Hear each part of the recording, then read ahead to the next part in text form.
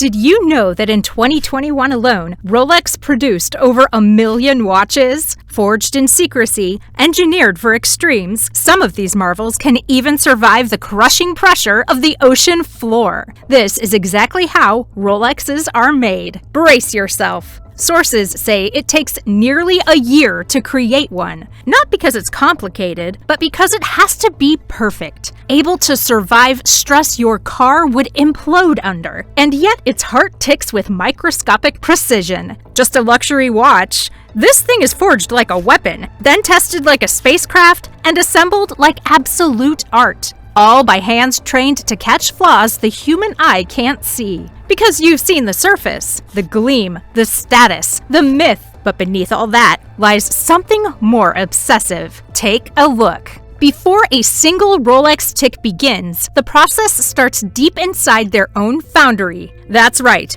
Rolex makes its own gold. 18-karat yellow, white, and ever rose gold alloys are smelted and refined entirely in-house. This gives Rolex total control over the purity and color of its metals. Even the steel isn't ordinary. This is 904L oyster steel, tougher and more corrosion-resistant than what's used in surgical tools. From there, ceramic bezels are baked at over 1,500 degrees Celsius, then laser engraved and filled with platinum dust. Movements are assembled under microscopes by expert technicians. No robots here, all balanced with synthetic rubies placed by hand. Every component is either crafted or tested under one roof. As you can guess now, Rolex doesn't chase perfection as a concept, it builds it, one part at a time. With secrets locked behind vault-like walls, this is more than just manufacturing, it's ritualized perfection.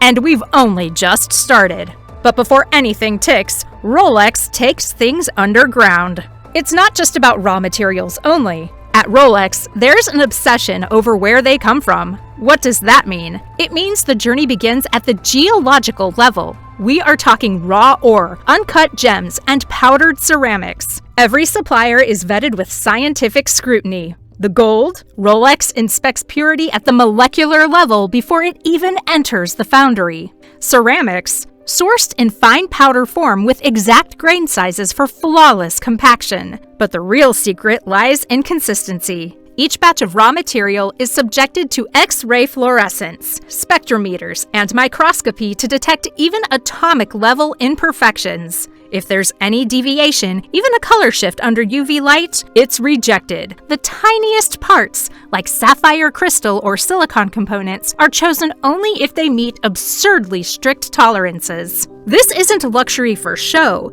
It's chemistry, metallurgy, and physics, all hunted down before a single cog is cut. And that's before the transformation even begins. But material means nothing without a perfect heartbeat. Inside every Rolex is a movement so precise, it's practically alive. These aren't mass-assembled mechanisms. They're individually crafted engines, built in climate-controlled labs by technicians who train for years to even be able to touch them. Each movement contains over 200 components. These are so small, they must be placed using tweezers under magnification like this. This balance spring is the part responsible for timekeeping accuracy. It is made of parachrom, a Rolex-exclusive alloy resistant to magnetism, shocks, and temperature swings. It's thinner than a human hair, yet able to survive a fall that would wreck whole watches. But the most mind-bending part? Each movement is tested not just once, but twice. First, by the Swiss Official Chronometer Testing Institute, or COSC, and then again after casting using Rolex's own internal standards. And these are twice as strict. This is the mechanical equivalent of a beating heart.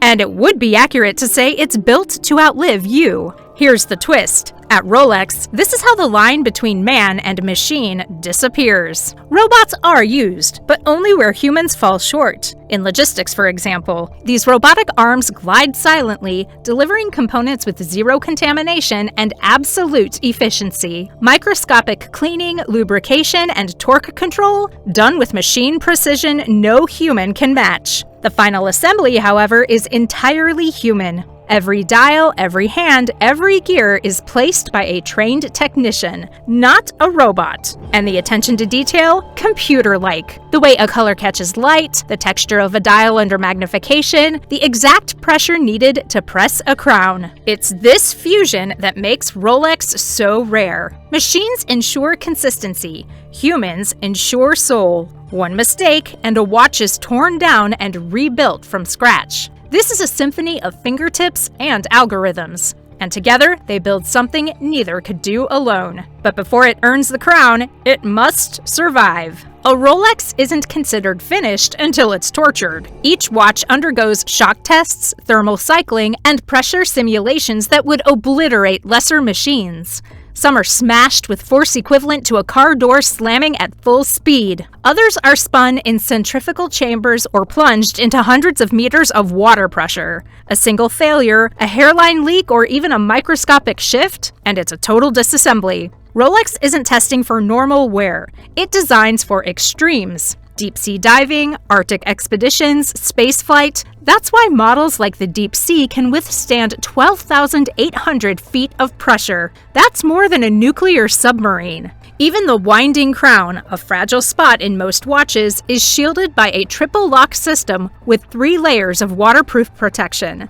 Every Rolex must not only keep perfect time, it must deserve it. And that means enduring conditions most humans wouldn't survive. But since Rolex is privately owned, what happens inside, almost no one ever sees. They're protective of the brand. The processes are guarded like state secrets. Its main facility in Plan-les-Ouates, Geneva, is a modern-day fortress. Bulletproof glass, biometric scanners, underground vaults, and an intricate system of security clearances keep the outside world locked out. Very few people, even inside the company, know how everything fits together. Components are built in 4 separate facilities, each specializing in different parts: movements, cases, dials, and casting metals. No single location holds the full picture. This culture of secrecy is more than paranoia. It's control. It keeps counterfeiters guessing, competitors at bay, and the mystique alive. Employees rarely speak. Tours are non-existent.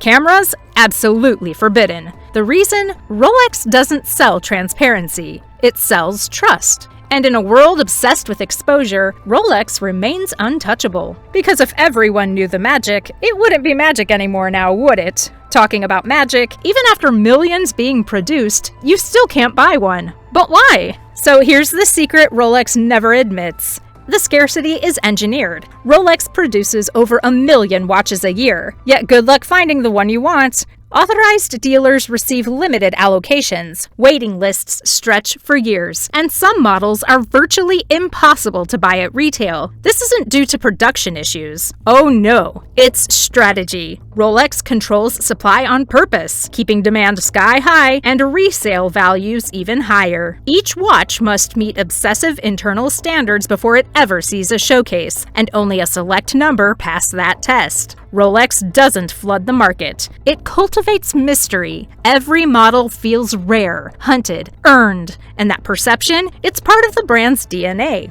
That makes each Rolex granted, not bought. So when a product is that tightly controlled, that's when it stops being just a watch. That's what really transforms it into a symbol. But now, we reach the final secret. Once it's finished, it's only the beginning. A Rolex isn't made for fashion seasons. It's made for generations. Every component is designed for longevity, not trend. Movements are lubricated to last decades. Cases resist corrosion for a lifetime. Parts are built to be repaired, not replaced. That's why Rolex maintains records on every watch ever made. So even a 1960s Submariner can be fully restored today. That's engineering with eternity in mind. This is the major reason a Rolex doesn't retire. It's passed down, carrying stories, milestones, and memories. The true value of a Rolex is that it never truly stops ticking.